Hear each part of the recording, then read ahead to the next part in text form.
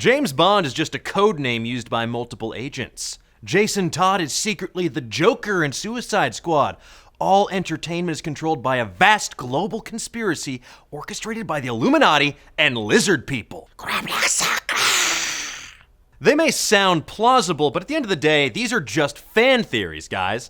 And few properties have more insane fan theories attached to them than Harry Potter. With a rich cast of characters and symbolism oozing out of every nook, cranny, and portkey, it's no wonder that fans have created rich headcanons for themselves. But recently, J.K. Rowling herself chimed in on Twitter to single out her favorite of all the fan theories, specifically the Dumbledore as death theory. On Twitter, Rowling wrote that it is a beautiful theory and it fits. But what is the Dumbledore as death theory? Well, that's exactly what we're going to get into on today's episode of The Dan Cave. The Dumbledore as death theory, or as I like to call it, Dumbledeath, was first suggested by Tumblr user Harry James Potter, but the A in James is an X because Tumblr, so 5 points from Tumblepuff, Mr. Potter. It harkens back to the tale of the three brothers, which first appeared in Harry Potter and the Deathly Hallows. It tells the story of the Peverell brothers. After encountering a dangerous river, the brothers used magic to conjure up a bridge. Of course, this pissed off Death himself, who used to collect mad souls from Muggle idiots who would have drowned there because they stupid as hell and have no magic in their blood. It's okay, I can say that. I'm 1/16th Muggle on my dad's side.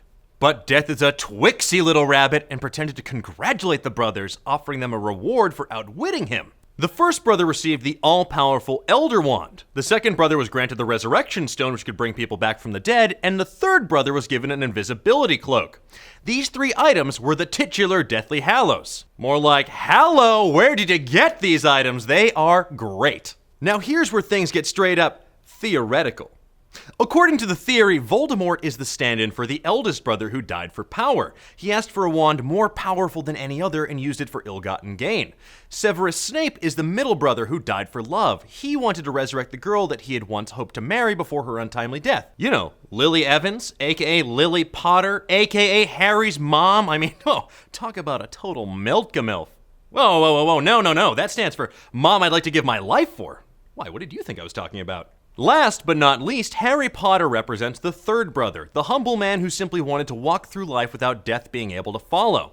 Because after having his parents murdered in a wizarding race war, dude deserves a little R&R. Adding further fuel to this fire is the fact that Harry, much like the third brother, greets death like an old friend. When Harry is struck with the killing curse, he goes to a heavenly version of King's Cross Station where he greets Dumbledore as what else? An old friend. So many fizzing whizbees. Now, in this reading, Dumbledore is the death figure, given that he is ultimately responsible for both Snape and Voldemort's deaths.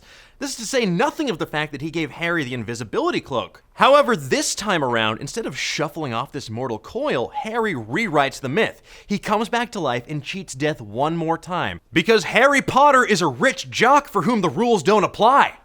Actually, that's kind of the synopsis for the entire series right there. Weird. So after hearing all that, the Dumbledeath theory makes a startling amount of sense, right? Furthermore, when Harry makes it to his parents' grave, the grave reads, "The last enemy that shall be destroyed is death." Plus, in a 2007 interview with Time magazine, Rowling said that a Bible verse from 1 Corinthians about the resurrection of Jesus Christ served as the thematic template for the entire series. Damn, I thought this was about wizards.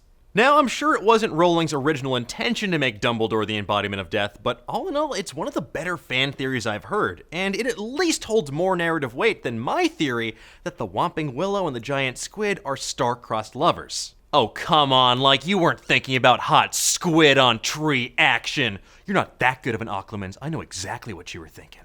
But what do you make of the Dumbledore's death theory? Do you have another favorite Harry Potter fan theory? Share it with me in the comments below. And while you're there, give me a thumbs up. Thumbgardium uppiosa! That's all for today's episode. Be sure to tune in next time when I talk about the story of a rebel Time Lord with a vendetta against a cartoon bunny and Doctor Who framed Roger Rabbit. Until next time, keep on digging.